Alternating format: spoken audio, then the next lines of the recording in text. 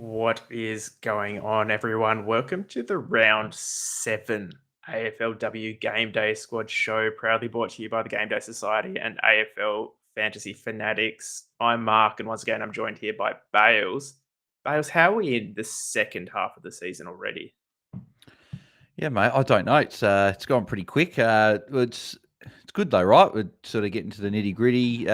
We've got enough data now of 6 weeks to know which players we want to pick, which matchups to target. So really looking forward to the back half of the year. Yeah, same. And before we get into it too deeply, how's your AFLW side been going? Well, last week, Um, anyway. yeah, last week not a great week. What was it? 42nd in starter. 32nd in classics. So they're obviously the main two that I keep track of. Funny enough, my best team, so 18th in Challenger, my best team this week was Champion, which is the one I don't really take too seriously. End up scoring a 29.83 and came 12th for the week. So nice little Yeah. 3-player unique pack. I don't think I got too much from that one, unfortunately, but still good to get some good points on the board. So yeah, it was interesting to say the least. But at least in the overall leaderboard for starter, I think you've gone above me, but it's still pretty close there. So I'm obviously second in starter, and then classic still second as well. So still a little bit behind Skippers, who I think you realised after a show. I didn't realise either that Yeah, Skippers is the guy that got the All Star job. So not I only did he know. steal your Strom, he's now top. He's still top there. So maybe we It should worked have. out. It actually might have worked out a little bit nicely for us, so based on how all the rucks Yeah, went last week. So maybe it was a tactical decision on my end. exactly. How'd you Um, go? uh, Similar to you, not the best, but enough to kind of stay in contention in most comps. Uh, Champion, which is the one I'm probably taking most seriously. You actually beat my by a point. I don't know if you noticed. So I came in at 13th, one Well, behind you. I'll take that, considering that that's the one I put my sort of almost leftover platinums and stuff like that in there, and pretty happy. So I'll Yeah. definitely take that. I think the big thing for us last week, I'm trying to pull up exactly who like the club players were, but like Mon Conti was obviously the big one. I think we both Yeah. had her in our midfield, so I think she scored about a 65 or something like that. So not a great score there. Obviously, Shelley Heath put up a Mm. lower one as well. I had Kate Um, Horror as well, who Yep, had a pretty Kate. disappointing one in the middle. Yeah, Kate Hoare, another one, and then having Mim Strom over Matilda Schultz and Lucy Wales. I'm not sure many people would have faded Strom, but if you did, that would have been a good decision to do. So yeah, a couple of sort of lower scores there. Yeah, it's easy for me to say now, but I did the EPL stream with you on Saturday, and I don't know. You can probably see in the background I'm frantically trying to change my AFLW side while we're doing the EPL stream because I forgot lockout was happening, Yeah, and I was trying to get. So I started Schultz in the ruck, but I was going to be game and try and get Morford in, but then I didn't have the right cards, and I was like, oh, I can't adjust my salary cap on stream; it's going to be too messy. So then I was like, oh, let's just leave it. But anyway, yeah. still worked out all right, and made it through the cup. I see as well, big thing. Yep, yeah, no, it was good. So into another week. I certainly didn't want to get knocked out first week doing a Mm, game day squad stream talking about it. But yeah, obviously the good thing is with Classic, I always show my starter squad anyway. So mhm. whoever I'm playing doesn't get to steal my secrets of where I'm putting my salary on. So Yeah, well, I had been sharing my classic squad, but I'm actually going to swap to sharing my starter squad just because I don't want anyone getting any advantages over me. Not that it'll make a difference because I've changed it about 30 times between what I show on the stream and what actually goes into lockout. But yeah, anyway, let's jump into round 7. Hey, well, actually, sorry. Before we do that, quick look back at round 6. I've got my key take home messages from the round. I don't know if you have any extra to add, but first of all, we're halfway through the season, and it's great to see that there's less locks, I think, than like the fixture proof players. So we're actually having to kind of think a bit, and there's a lot more variation, which is really nice. Bow's tackle game is just crazy good. Hey, like that game, yeah. what was it, 20, 20 plus tackles, 21. 22, I think it was. 21. 21. Yeah, 21. Yeah. Yeah. Well, I'm sure we'll chat about her when we get to Freo, but we're talking about less locks than previous years. I think Bowers may have put herself back into that lock territory. Yeah. Someone else who had a big game, but I'm not as confident on, is Rowbottom, back to probably the kind of scores we're used to seeing for her. But I'm just not convinced it's enough to kind of make its way back. But we'll talk about that again as well. Goldsworthy just playing in the midfield. Just like, first start of the season saw her kind of playing a lot more forward, probably over midfield time, but now we're kind of seeing the reverse of that, and it's just transitioning nicely. As Liam from Free Kick said, who would have thought Charlie Goldsworthy in the midfield would be a match winner and a very good player there? So hopefully this is a sign of Giants keeping her in the midfield. She's a midfielder. What's that? She's a great midfielder. 2 in a row for GWS, isn't it? Yeah, first time since 2021 or something. So yeah, hopefully they keep Zali in the midfield. Yeah, hopefully. And the last one there, Finn doing it against North Melbourne. Now that to me is a sign that maybe they're a serious player and that maybe we should actually be kind of not thinking of them as a pod anymore. But I know that Finn's getting it done. And I feel bad still saying this, but I don't know if I can trust wingers. Like it's just something for me for fantasy, not even just AFLW, but for the men's fantasy as well. Just wingers just aren't consistent. But as you say there, you can't ignore anymore. Like I think we've said that for the last couple of weeks, but I think if you're keen, I think you can start her. I think you've got to seriously consider at this point. Yeah, and I think on the GameDay Squad Discord, Danny D, shout out every week. I put out any questions for the show, and his question's always been, is Finn now a good pod option? And everyone always laughs at him, but that's why he's one of the better players, I guess. So, yeah. Anyway, good.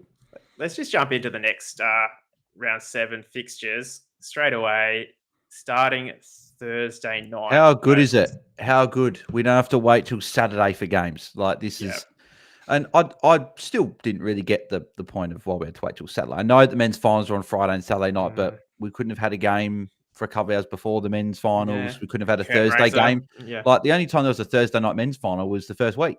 Why couldn't we have a Thursday night game and then a Friday afternoon game and just get at least a little bit of like an entree leading into the weekend? But anyway, let's get into this week. Exactly right. So Geelong Hawthorn kicking us off.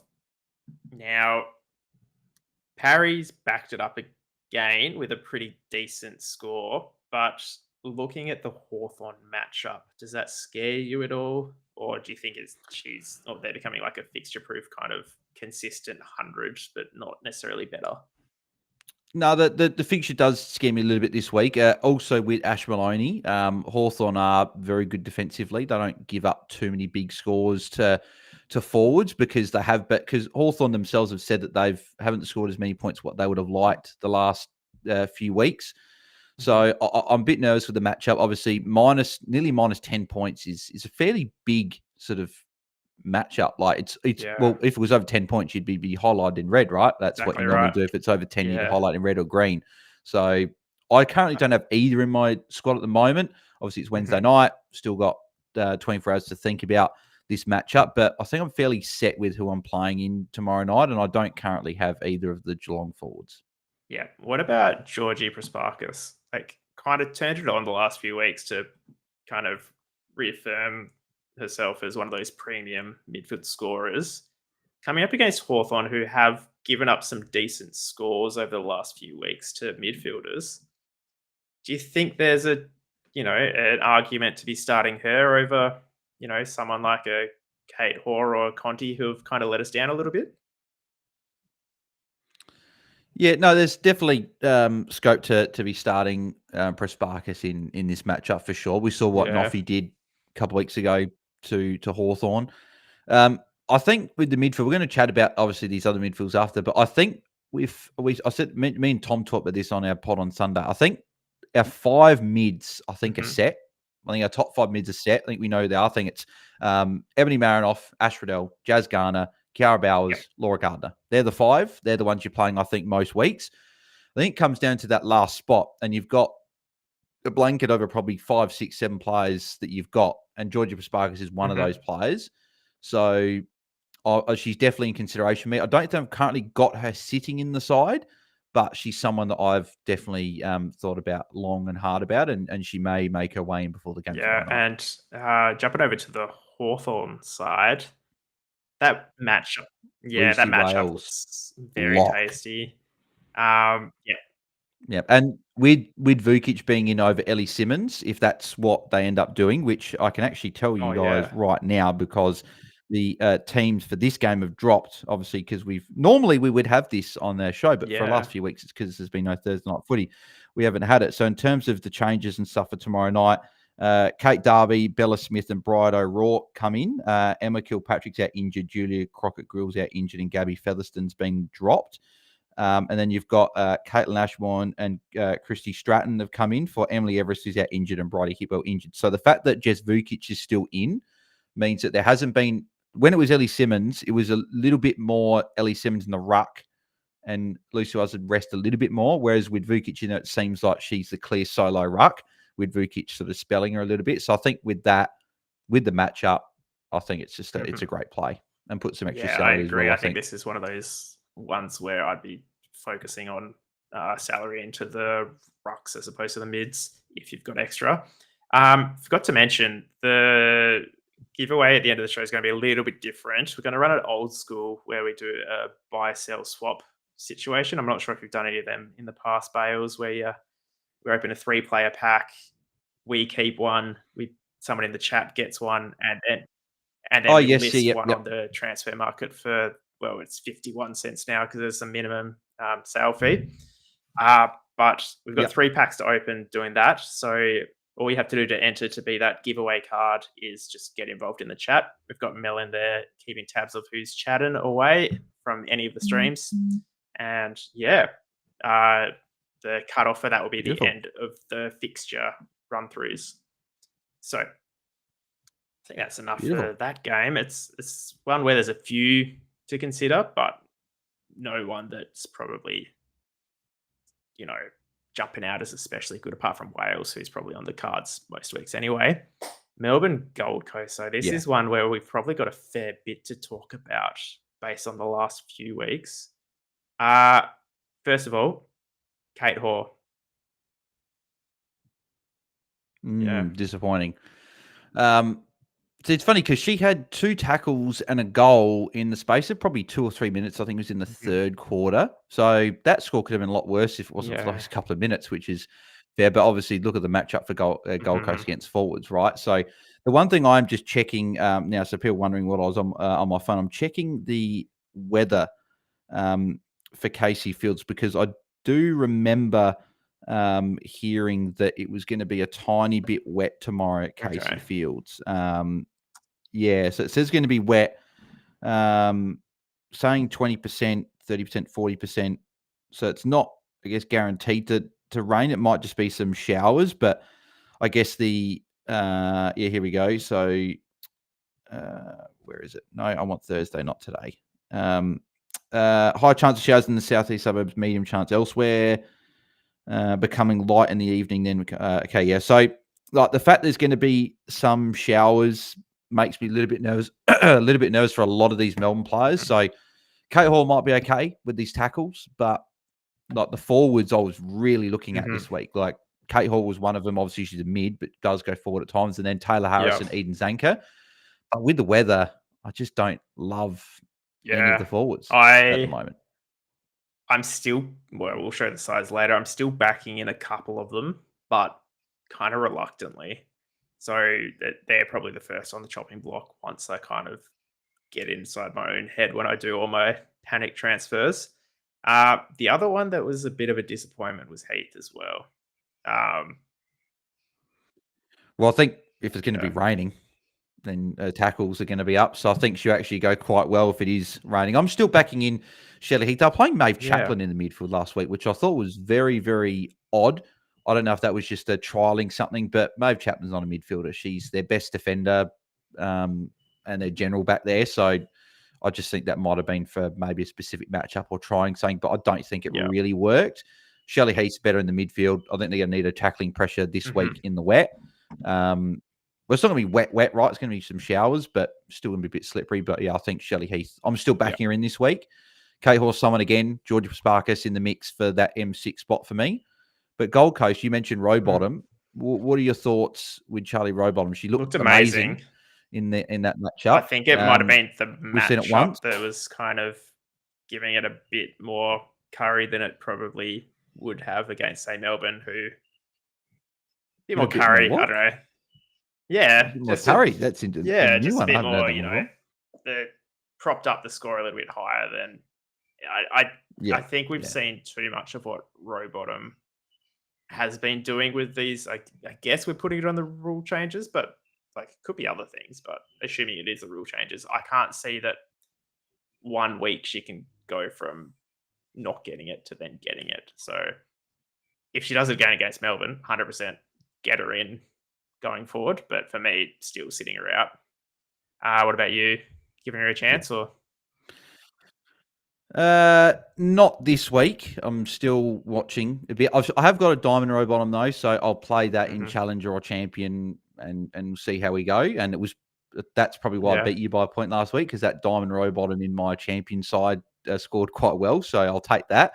But yeah, at this stage, not. Yeah, well, I've got a prize card Rowbottom, which is really annoying me at the moment because I want to play it so badly because it's, in with the cup on at the moment, especially you want to have all your best cards in the competition. So to have a prize card Rowbottom sitting out because they're not good enough to make your side is very, very sad time. So hopefully we see some more consistent big scores, and towards the end of the season, as long as I can stay in the cup, hopefully she'll kind of propel me further.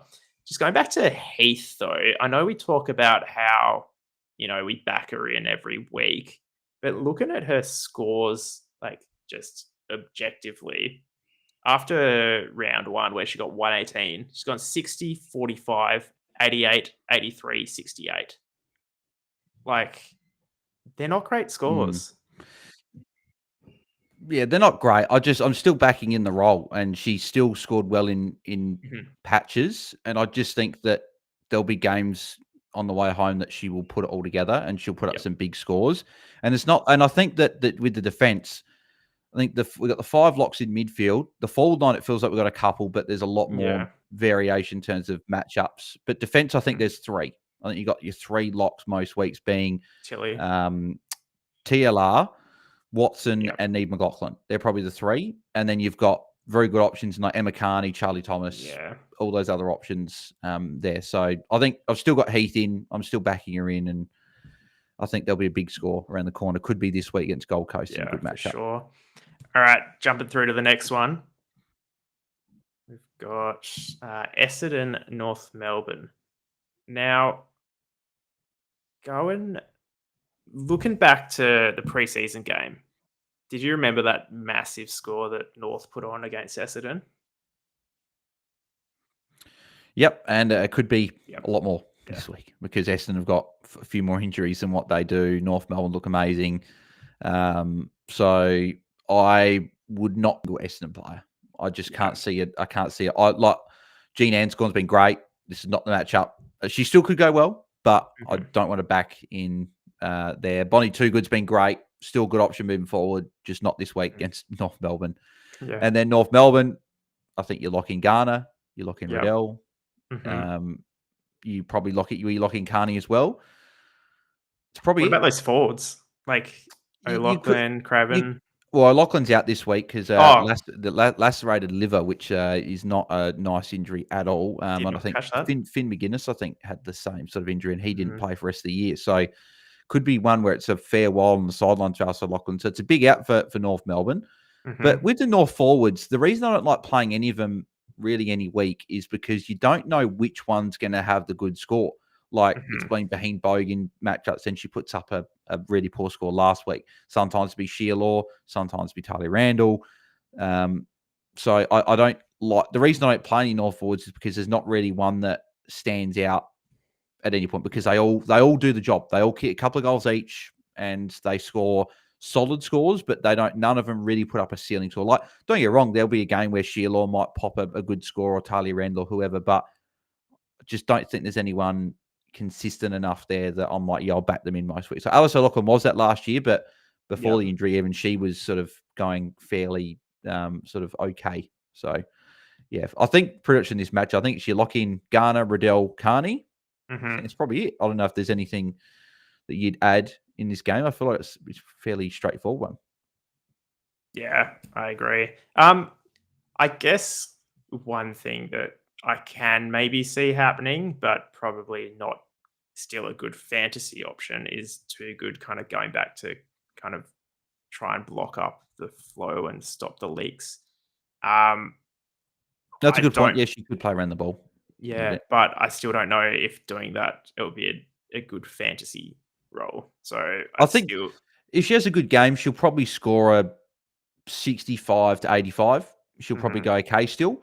But you want those players that have got a good matchup, have got the ability to put up a ceiling score, but they'll probably match what they're like there for the floor, right? So the forwards that we're going to talk about in the other games probably going to do what Bonnie Toogood's going to do anyway, at worst case.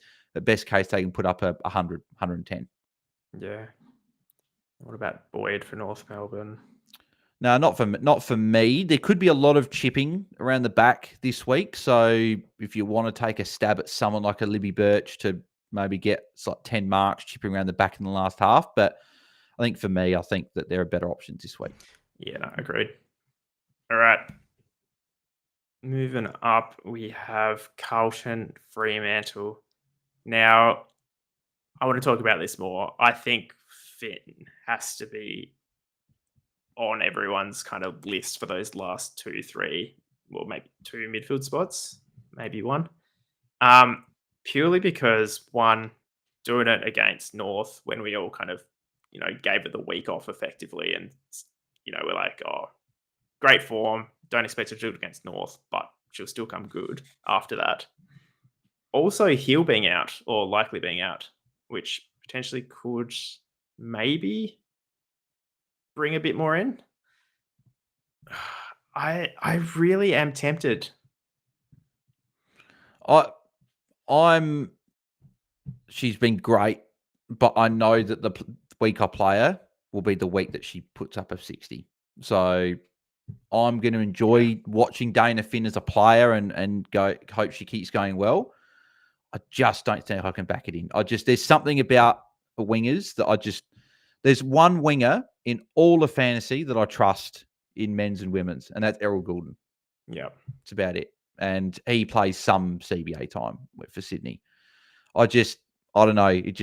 She does great things going back into defense. She's marking everything as well, and she's going great. And there will be people. And if you are keen on Dana Finn, back it in and go and play her. I like my midfielders in fantasy being the inside mids that tackle a lot, that get around the ground. Like you look at like the 5 we said that are locks: Marinoff, Riddell, Garner, Bowers, Gardner. They all play all heavy midfield minutes. They all tackle. They all mark the ball. They get plenty of the ball.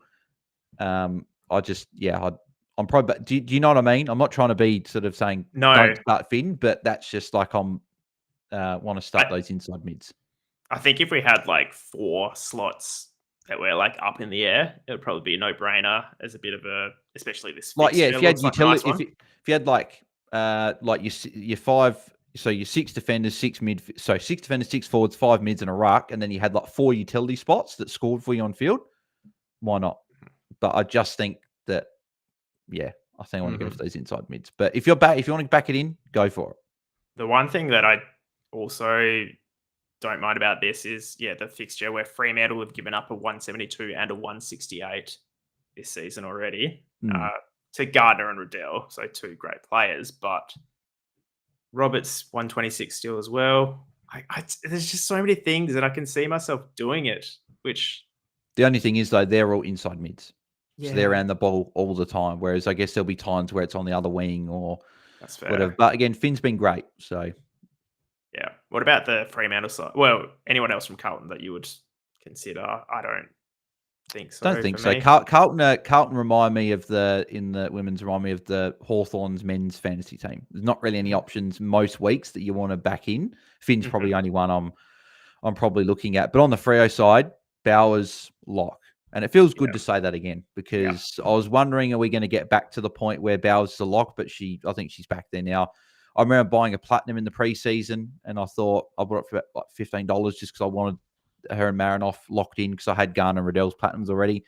And it feels good to have Bowers back. The only knock I would say that I would like to see Bowers do more is I just want to see those disposals go from the low 20s to the mid to high 20s. And even if it's a couple of tackles dropped off, if you're getting 25, 26, 27 touches a game instead of 21, 22, 23, it just raises that floor and it's not so reliant on tackles. But I feel like Bowers isn't relying on tackles because they're just a given. Like she gets 10, 15 tackles a week. She had one game where she had 4 against North Melbourne where they tried her as a tagger. But every other game, she's gone like 110, 120. And yeah, I feel like I was probably a little bit harsh on the one bad score. And looking back at it being North Melbourne, probably overreacted a little bit. So, did you have her last week? No, I had her in champion. So I put the platinum in champion. So another reason I probably got the 1 point win over you. But yeah, I think she's back in, which means I probably won't have a spare one for champion at this stage. Yeah. No, I haven't played it for a couple of weeks, but from what I've seen, definitely at the point where it's, just lock her in for the rest of the season as long as she's playing, as long as she's fit. Strom. Now, are you still of the opinion that Mim Strom is a lock at R1 every week?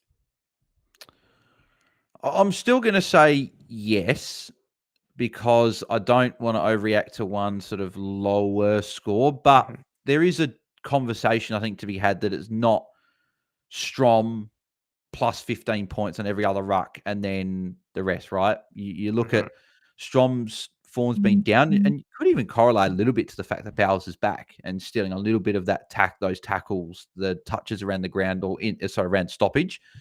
But I'm still backing Strom to have a good back half of the year. It's just that the fact that Lucy Wales, Ali Morfitt, Matilda Schultz are all putting up good scores week in, week out, and we have 2 ruck slots. And last week, if you had Matilda Schultz and Ali Morfitt, which I was contemplating which one of those two I was going to play because they both had great matchups, when I should have just played both of them because they had the best matchups. So I think this week, again, Matilda Schultz and Lucy Wales have got the best matchups this week. Yeah. We'll talk about Matilda Schultz soon. She plays St Kilda, and we talk about Lucy Wales, I think, is there. But Schultz v Strom this week is a conversation, right? It's that Strom's up against Bree Moody and Jess Good compared to Schultz up against Beckott and Reen Karras. The better matchups with Schultz.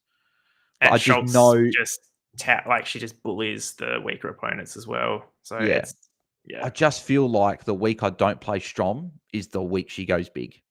Yeah. So that's why I'm still backing her in. But if you need to make points up, and I guess for me and you, right, it's a different situation, right? Because we've had a good start to the year in Classic or Champion for you. We don't have to take the risk of playing a pod, right? But if you're 15th, 20th, just outside the top 20 in your rankings, or you're an underdog, you think, in your cup matchup, go for Schultz and Wales and go against Strom. So I think there's definitely one there. Do you agree with that? I'm kind of not of the opinion that she's a must start. I'm now looking at the matchups purely and just have like a pool of probably 4 rucks. And Steph Wales as well, probably is the 5th one that might be in the mix. That's the one that's coming in. And maybe Eilish O'Dowd's probably someone as well that we'll chat about, maybe back in the mix a little bit because Grace Kosh is out for the year. So maybe there's another ruck. Yeah. But other than that, Fremantle are a bit of a nothing game day squad side.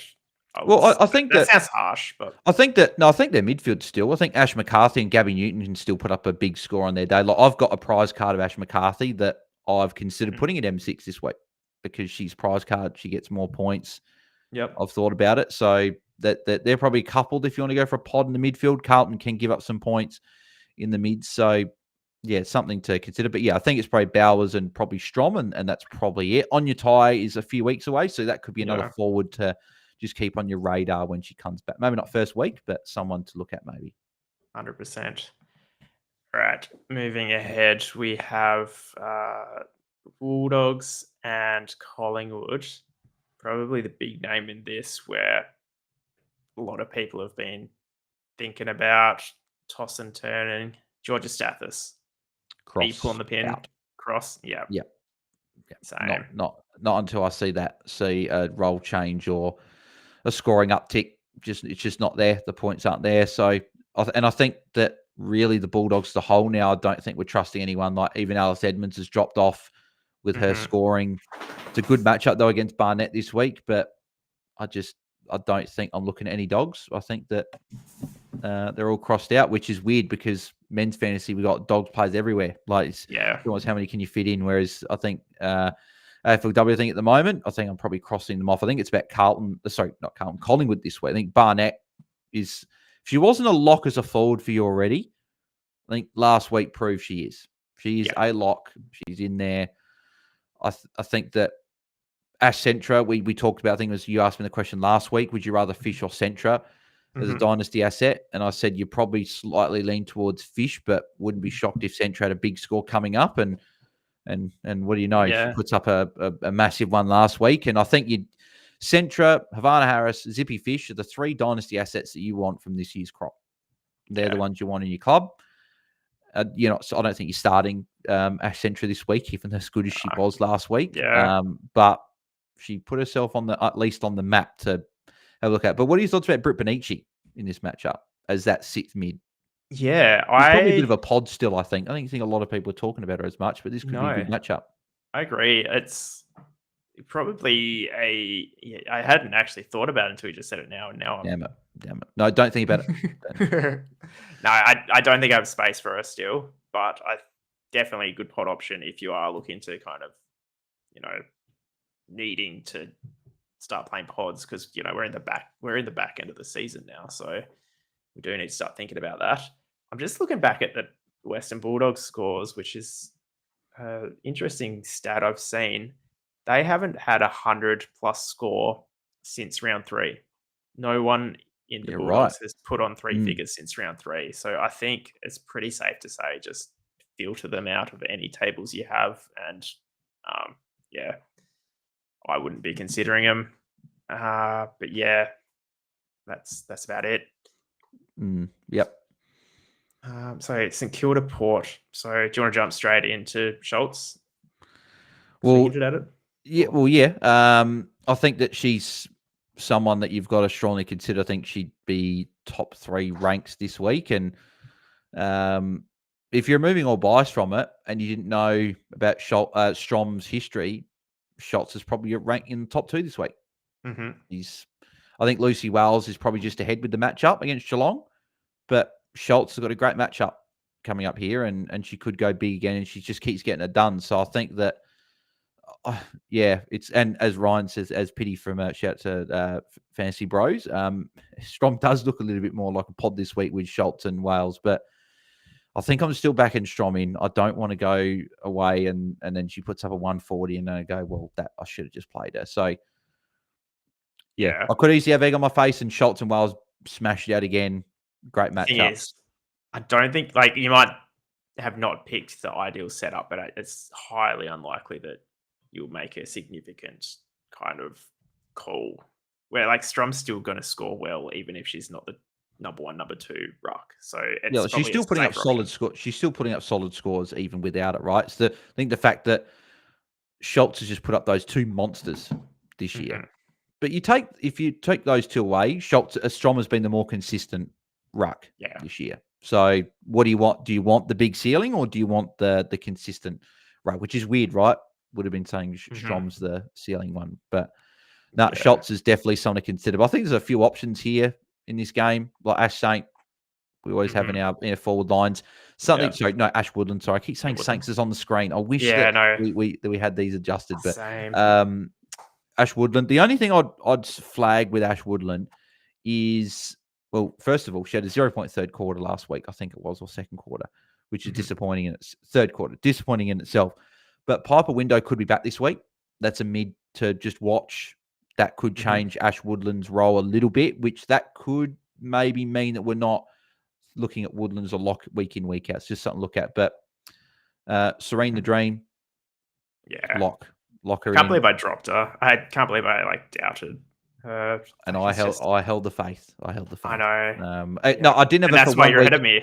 I didn't have her for 1 week in Game Day squad, but I think every other week I think I've had her in there. I feel like I've been giving a lot of faith to the Saints because I've had Jessie Wardle in the last 2 weeks, and she's been great 2 weeks ago. Okay, last week during the role, so not the role, the weather. I just think Wardle in this matchup could go big again, so I'm backing her in once again. Yeah. Anyone else from St Kilda? The one reason I ask is because that midfield matchup for Saints looks pretty good. Well, Tiana Smith is probably the one if you're going for a pod. Yeah. She'd be the one that you're looking at with that mid matchup. I just think Jamie Lambert's been good. Like you could go her as a real pod. But I think if you're going for a pod that's like probably one I'd be happy to tick off, I think Tiana Smith's the one. No, agreed. All right. We'll keep pushing forward. Next up, we have the Crows versus Sydney. Now, this will be a good game, regardless. I'll be in attendance, which will be very nice. exciting. And also shout out to Ebony Marinoff and Ali Anderson, who also plays at the same time, just obviously in the other game, which we'll chat about straight after this one. First 2 AFLW players to reach 100 games, which is pretty incredible. And they've played every single game that their clubs play, which is, again, is like we talk about Jack Crisp playing all these games in a row. It's pretty incredible that Noffy and Anderson have played every game for their club since they started. So shout out to those two. They're not only great players, but they're very good fantasy players as well. Particularly, obviously, Noffy being one of the best. To get to 100 games in a 10-game season, and it wasn't even 10 games for a lot of that. It's crazy. Yeah, exactly. Yeah. Now, obviously, Noffy's a lock. Kind of looking like. Do you think she's back at that kind of year she was last year? Without a doubt. Without a doubt. She's definitely in there. Like she had a few games at the start of the year where they're a little bit lower than norm, but she was still getting plenty of touches. It's just the fact that now those mids that were scoring a little bit low at the start of the year have adjusted to the new game style of AFLW this year and the rule changes. I think Noffy's back to like the fact she's only averaging 1 point per game less than Ash Riddell, who's been on fire this year, is wild to me. So Noffy's back. I'll put all the salary on her you can. If you can get involved on the market, it's going to probably do you quite well. So I think get on board Noffy.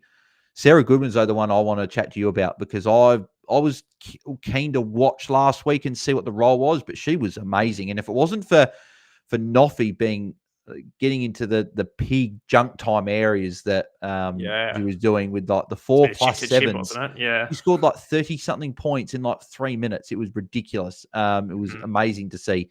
But Sarah Goodwin would have been probably the top scoring Crows player for that game if it wasn't for that. And Anne Hatchard having a 100-point second half. Yeah. I think this is real, this role. Yeah. What do you think? Yeah, 100%. You're in my DMs before this asking if I had one, and I was tempted to say no just because of how tight we are. But I flicked it through. But I think, you can't, since there's only one score below 80, 2 scores below 103 all year. And now I'm looking at the wrong line.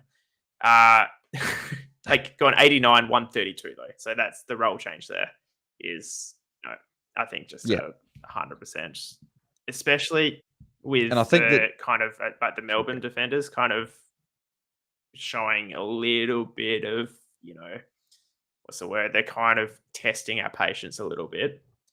I think there's definitely room in that back line. Whereas if it was a midfield or maybe even a forward, there might not be so much space. But definitely get them in. Yeah, I'm really keen. The fact that Caitlin Gould obviously is out for probably the rest of the regular season. Maybe comes back really late, but she'll be out for a while. Chelsea Randall could be back this week. But Sarah Goodwin was so impressive, even just removing fantasy. Like, I noticed her a lot. And I don't know about you, but I normally check fantasy scores maybe midway through the quarter and then the end of the quarter, or sometimes just the end of the quarter, right? But even before Chicken scores, I just knew Goodwin was on a good score. She Yeah. was everywhere, getting clearances. I think she was the best clearance player on the day for Adelaide as well. And Daniel Ponta's playing more forward because of Gould being out and Randall, and Hatchard's playing more forward as well. And Goodwin's slotted in there, and they've got the defenders to cover Goodwin not being there, and they've got the Yeah. wingers. So I just think this is something where normally we see the first couple of rounds and go, okay, this is a role change, we put him in. Whereas this has been a bit of the fact there's been some injuries, but we heard rumblings in the preseason anyway of there's going to be some more mid-time for Sarah Goodwin, and it looked like just a wing role with maybe the odd CBA, whereas I think now we're starting to see that role, and I think she's like only 21, 22, so bright future for Sarah Goodwin, but I think she's now into a premium defender category, and we've got to strongly consider her Another every name you just mentioned, Hatchard. Now, what worries? Now, stocks down, I think, for me a little bit. I think with that, with Goodwin in the midfield, I think Anne Hatchard's still going to be good. She's going to put up some good scores. I just worry that with Gould out, that she might play a bit more forward. And she played a lot more forward last week because Randall and Goodwin and Gould, were out. So maybe with Randall hopefully back this week, that means that Randall's more forward, which means Hatchard's more in the midfield. But yeah, I just think she's going to be up and down. She's going to have good games. She's going to have some poor games.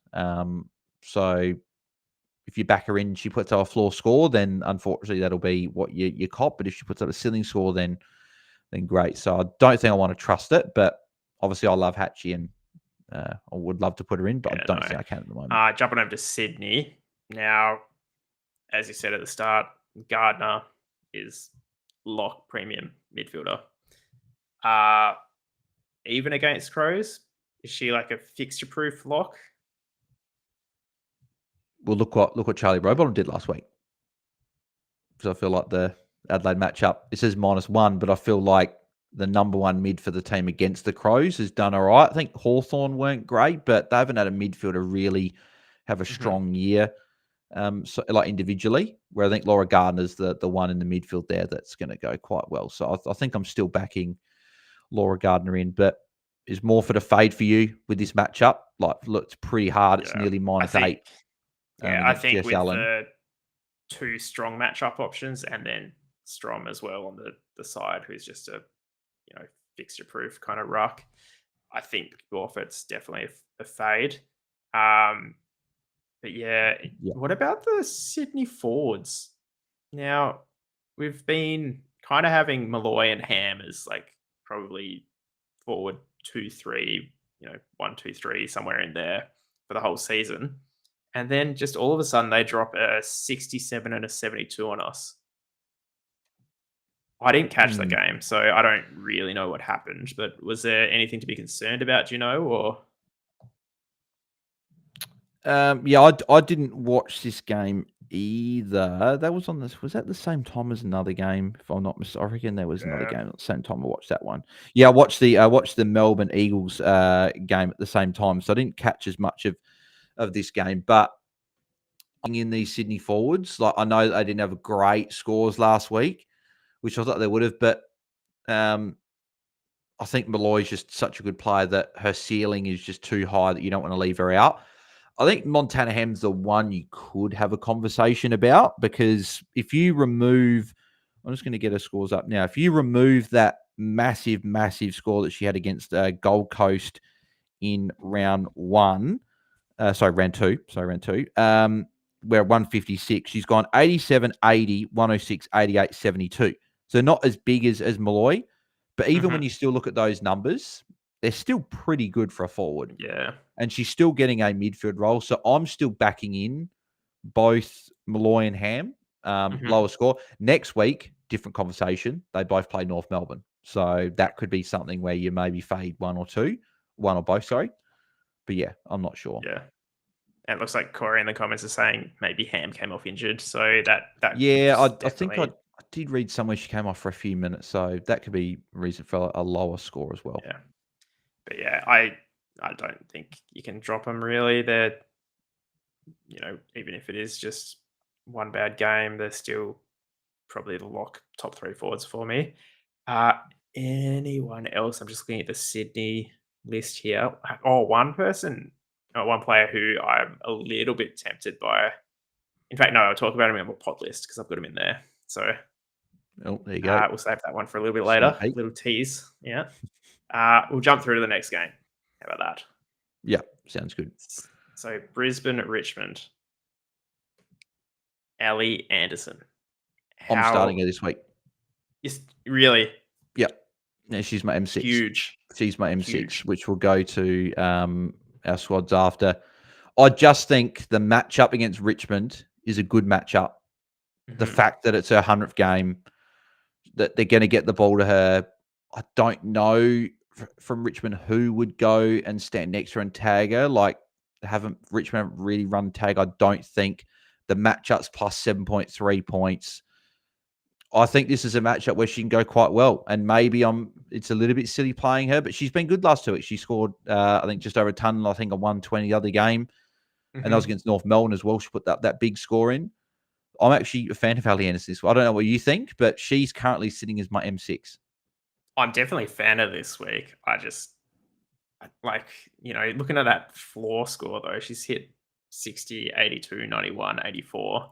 The thing I like, she looks back in form, though. Like, it's not, it's sort of like, her form at the start of the year, she must have been carrying something. Like, she wasn't really getting involved as much as what we know. Ali Anderson's someone that has been in the mold of Ash Riddell. Like, she just almost leather poisoning every week, gets the ball so much.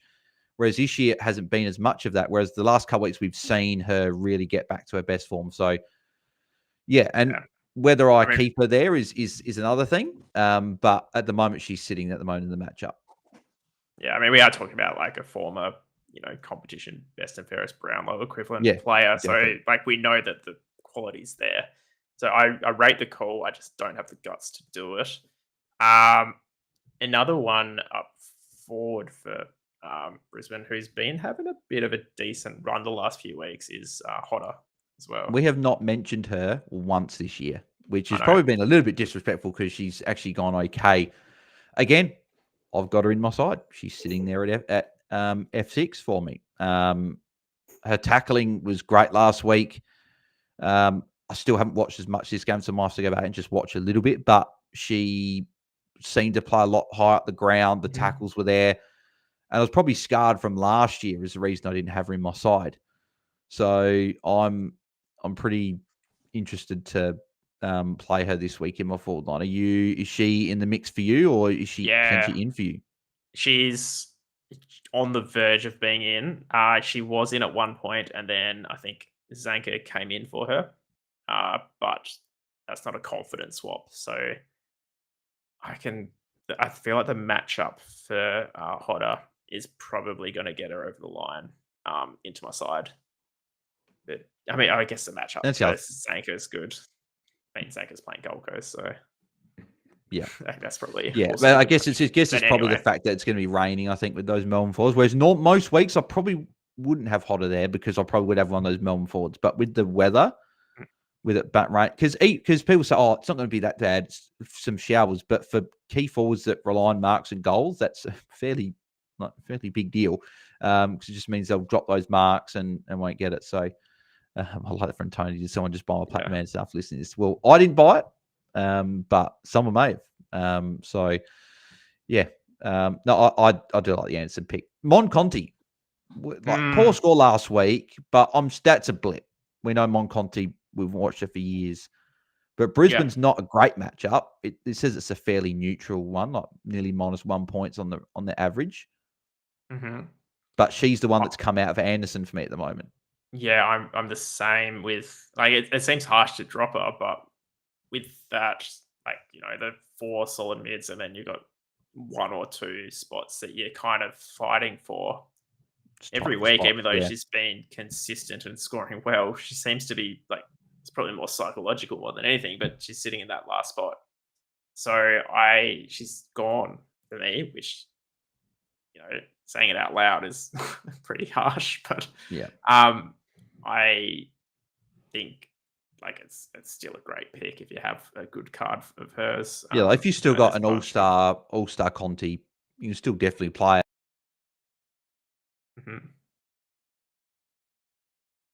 this week. So I just don't love that. Yeah. So quickly jumping back to Brisbane, though, Brisbane defenders, so Conan and Ellinger, are they just off the radar now? Do you think there's been a few kind of disappointing scores? No, I think Brie Conan's still someone to definitely consider. She's still, even if she's playing defense, she's still someone that just finds a way to score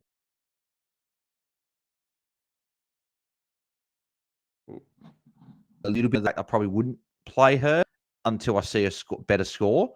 But I think Conan's definitely someone like, if I didn't have a Goodwin card, like thankfully I've got a bronze one, cheek off transfer market. Thanks, shout out to no one in particular. And I've got a couple of silvers. I'm fine playing them, but if I didn't have a Goodwin card, Conan was probably the next one I'd be playing. So I'm still fairly comfortable playing Brie Conan. I don't know if you agree, disagree. What do you think about Conan? I've faded them just to for me, it's just the fact that she hasn't scored above a 80 kind of score all season. And yeah, so she's someone that you put her in. You know what you're probably going to get most weeks. You're probably just going to get a solid score. You're probably not going to get that ceiling score. So if you want a safe defender, Brie Conan. Yeah. Time out a little bit there, Bales. Yeah, you're back now. I'm back. Yeah, I don't know if it cut out and said that there, but yeah, I don't know. Computer going a bit funny, but yeah, hopefully you got the gist of what I was saying there. But yeah, basically you get what you get, but you're probably not going to get much more than that. And what you get is something that you can rely on, basically. So it's still a good shout. So apart from Conti, I think we've talked about this most weeks, but it's basically Conti for Richmond, isn't it? Yeah. Katie Brennan's the only one in a really good matchup you could half consider. Besides that, agreed. The ruck matchup for Richmond is interesting. The minus 13 points and red matchup. That's an interesting one that I wouldn't have looked at Poppy Kelly and being, it's a really difficult ruck matchup, but it's been all year. So maybe that's something to look at moving forward with Richmond. Have to look at maybe who she's played against is probably more an indicator of that than actually her ability. Yeah. All right. Heading on. West Coast GWS. Now, West Coast, Thomas is I don't know why, but kind of from about rounds 3 to 5, I kind of wrote off Thomas a little bit as someone who's going to be good, but not necessarily kind of, always selectable. But now, that's completely gone. She's lock 4 probably for me. I don't know if that was because of kind of the competition in my head between, her and other West Coast players, but she's got to be a lock, right? Yeah, well, you know my thoughts on Charlie Thomas. I've been pretty confident with her all year. I think she's great. I think she's a really good defender. Took some good intercept marks last week, takes all the kick-ins. The only thing I'd tell her is that a couple of kick-ins, she doesn't play on out of the square. And I'll just say, all you got to do, just take a step, half a step out, and you get a touch. You don't need to just kick it while you're still in the square. And that would be an extra 8 points, 12 points a game. And all of a sudden you're looking at a really good average there. So everyone tweet her, get at her, make sure she plays on. It'll probably work. So. Yeah, no, but no, I think she's locked in. Ella Roberts, I'm nervous about this matchup a little bit here. We saw the Sydney Mids last week, and Beck Beeson will, without a shadow of a doubt, go to Ella Roberts this week. Beck Beeson's been doing some jobs last few weeks. Last week was a little bit on Gardner, a little bit on Malloy, but not really a hard tag. Whereas when there's been an obvious tag, like she went to Noffy, kept her to a lower score a few weeks ago, I think she got to Robertson, put up a not as good a score, but Roberts is a good player that could put up a senior score. But do you just think with the potential run with role from Beck Beeson, you'd probably look for other options this week? Yeah, 100%. I reckon still put up that 100, 110 score, but I think that ceiling's probably not there. Yeah, definitely. Away from fantasy, how do you see this game turning out? Like GWS a bit on a bit of a run. Yeah, who did I tip? I think I tipped West Coast because it's at over in Perth. So I'm just looking at my tips here. Yeah, I've gone West Coast at the moment, but it could be a pretty close game, which I think will be good for all their fantasy players, right? Because if it's a close game, it won't get stuck in one forward line or the other. So I think it'll be a good game. So yeah, no, I think I've currently got West Coast winning, but it could be either way. What about those Giants forwards? Well, Goldsworthy's a lock. Goldsworth's a lock. Tani Evans, maybe Georgie Garnett have both been I pretty think good. Garnett's. I think I saw was out with hamstring awareness. So Is she? Okay. well, she's on the injury list anyway. Okay. So. Yep. But then that I don't know if that changes Evans necessarily. Evans has just looked really good. Hey. Like yeah. No, she's been very press up for. I think she's got 100 on the dot last week. So could be someone you look at here. West Coast have got key defender injuries. So I think Annabelle Johnson coming in last week was good for West Coast. That another good defender in there. So it could be a bit trickier. But yeah, I think it's those Giants forwards. But then Cambridge McCormick's the other one that probably doesn't get talked about enough on here. But she's been pretty consistent. I think she scored another 70-odd last week again. Yeah, 77, yeah. But West Coast are a bit of a trickier matchup for defenders, like nearly minus 8 points. That's probably why I'm fading this week. But are you agreeing there? Yeah, I'm agreeing. She's probably been, or they've been outside of my selection criteria. So not criteria, but like not quite in the 7 options. So I'm not fading her, but I wouldn't be bringing her in this week. You mentioned O'Dowd as well earlier. Yeah, yep. It's a good matchup. I think she's not going to win the hitouts, right? So it's almost you're looking almost at the mid matchup for Olish O'Dowd because she gets the points around the ground. But yeah, I think that she could be someone you look at as a bit of a pod. Would I go there over one of those other few rucks? No. But she's someone, if you want to take a real shot in the dark and real pod, you could go with Olish O'Dowd. Yeah. Okay. Garnett, it looks like is an elbow injury, so I must be confusing two people, but on the list regardless. All right. Other than that, I don't really. I reckon that's all the games. Yeah, I think that's all of them. Yeah. So, in terms of getting in for the competition, we've now closed.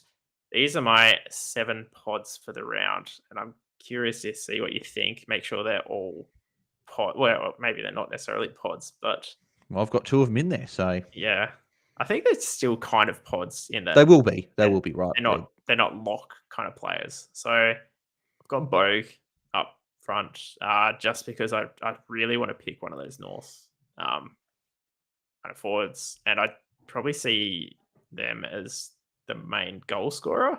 I don't know what you think. It's kind of hard to tell. It could be one of them. Yeah, well, she's top for North Melbourne in terms of the goal scoring this year. So yeah, definitely could be one.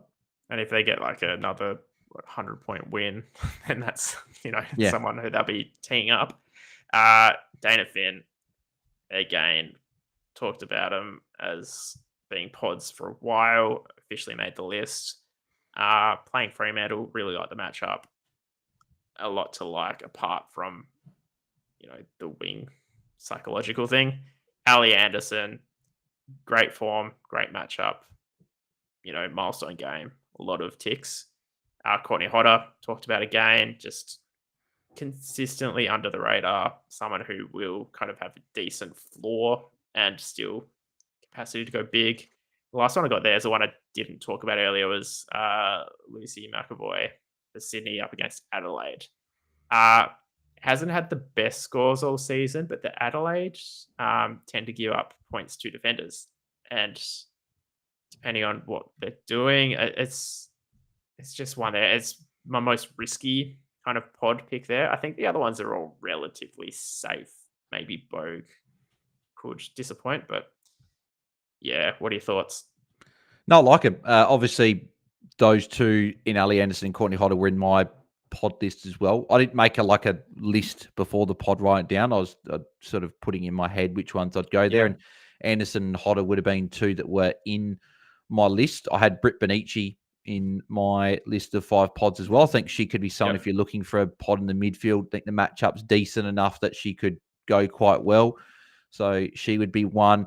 I've got Sarah Goodwin in my pod list. Like, I'm not looking at her as a pod. I'm pretty confident in putting her in, but I think a lot of people wouldn't have quite sort of, it's one good score and they go, okay, there, but the midfield role's there. I like her a lot as an option. And then if I was to go a 5th pod, could I chuck Jessie Wardlaw in for a 3rd week? Because I feel like she's still a bit of a pod. There's another good match against Port Adelaide. Could go really well again. But if I wasn't going to put her, I was going to put someone different. Maybe Tiana Smith in the same game in a really good matchup. Could be a pod. So a lot of pods this week, fair enough, is that M6 spot. Because I think a lot of the ones that we normally would play there have got trickier games or not great matchups. Whereas you're looking at some players like Ali Anderson, Tiana Smith, Britt Benici have got really good matchups, but can you trust them enough as an M6 to put them in there for the week? Yeah. No, agreed. So I will jump into the team reveals now, I guess. I had a quick look at your side before I put on this slide. And it doesn't look too dissimilar to you. I've got... So what do you got? So you've got 1, 2, 3, 4, 5, 6 different. We're normally about 6 or 7 different. I reckon. And the 6 or 7 different are normally kind of ones that we both considered as well. So it kind of makes sense that we're both sitting so close in all of the leaderboards. Who are actually, I'll talk you through my decision making before we go too far. Lucas, well, I don't really need to talk about Lucas Rod, McLaughlin, or Watson, because we said they're locks. Kearney, pretty much a lock at this point for me. Thomas becoming a lock. Goodwin, we talked about a lot. And then Chaplin's that last one, which it was a toss-up between her and Heath for me. But then again, could also be dropped for many other players. I've got my 4 kind of lock midfields. I feel like there's one I'm missing. Oh, I've dropped Garner by mistake. Sorry. You don't have to play her. Keep her out. No, I think I really like Georgie Prasparkas this week, so I probably will be dropping Hoare out of those for Garner. Yep. But the others are all locks. I've gone Wales Schultz, which I don't know if that's to be honest, that's probably the standard ruck pairing this week for a lot of people. Could be, yeah.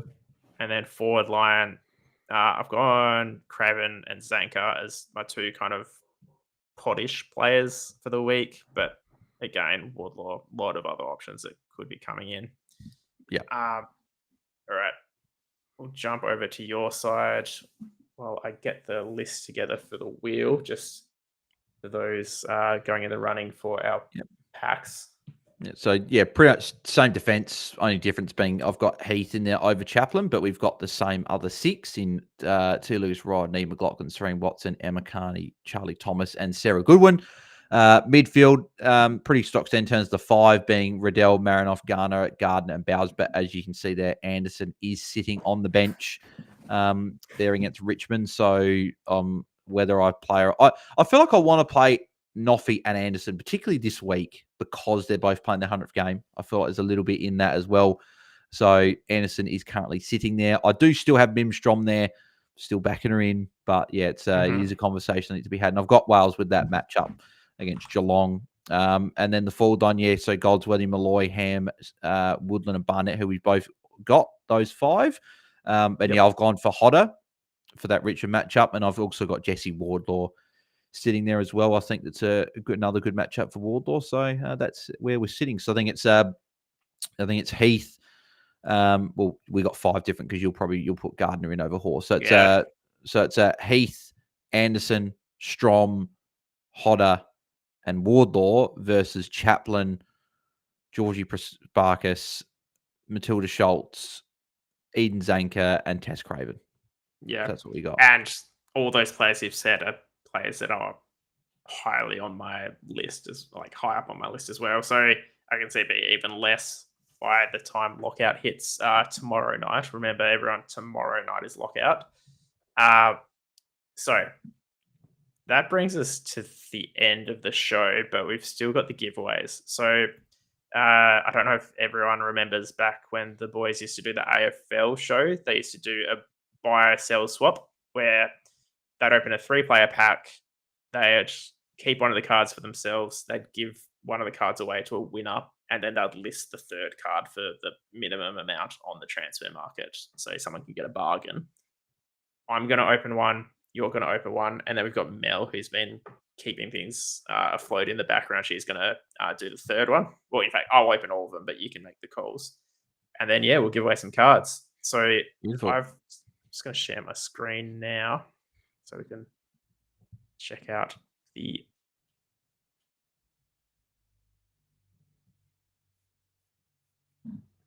wheel.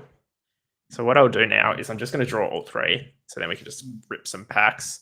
Yep. And we'll do it in the order. So the first two will get a common pack. The third one is a rare pack. So there's a potential for some decent cards here. So first up,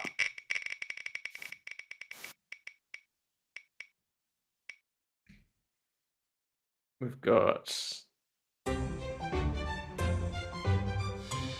you, who's been a winner previously through the show. So well done.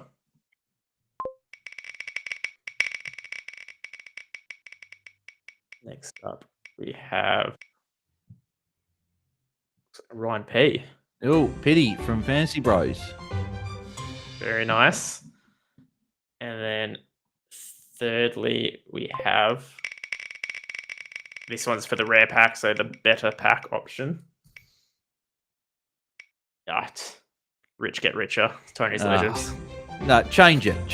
Give the rare one to someone. Tony gets too much. You'd see his name always at the top. No, congrats, Tony. Congrats on another win. He's always up there, Tony. I think he's certainly a very good coach. Yeah, beautiful. And what I'll do is see how I can swap it over to my game. Well, give me the pack with Tony then, because if there's something really good, I won't feel too bad about taking that card and then giving. Yeah, I reckon that'll make me feel better. Nah, we've got too much integrity on this show. He gets the rare. Mills ripping the rare. Unlucky. So you can have the first one though. So what I'll do is that's good size. I'm just gonna do my refresh like you do if you've been away for too long. Oh, because I'm casting it as well, it's gonna bug out a bit. Oh, here we go.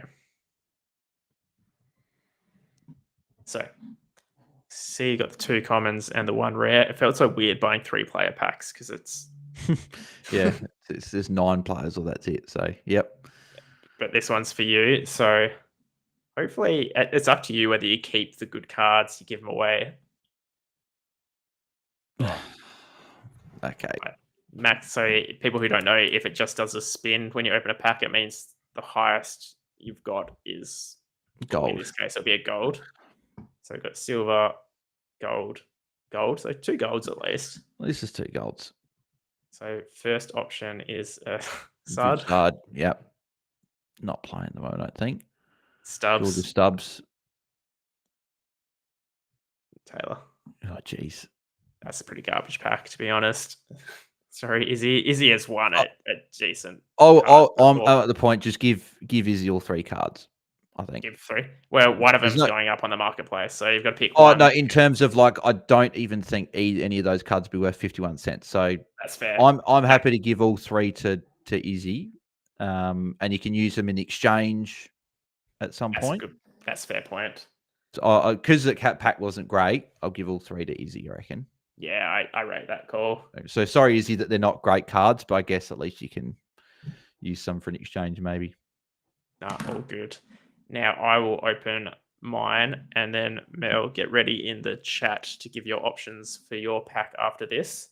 Yeah, I remember doing this with Tom last year, and I remember one of the packs he got a All-Star Ash Riddell, and I was really angry. So I'm going to be annoyed if one of your Did he keep that? Yeah. Well, I think it was one where it's like, well, he's going to keep it. I don't think he's going Yeah. to give that away. Oh, geez, another one.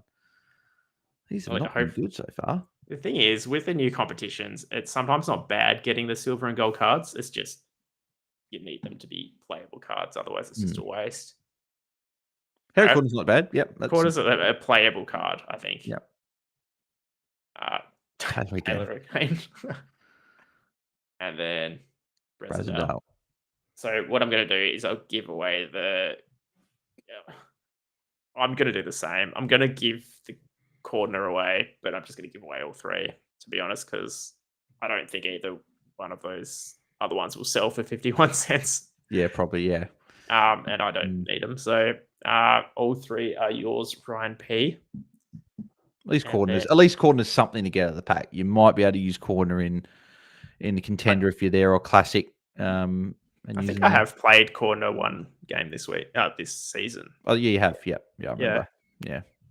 All right. So hopefully this has been a bit of a letdown. Hopefully, but to be fair, I gave away an all-star Mimstrom last week. So get out of my DMs if you're complaining about what I'm giving away on this show.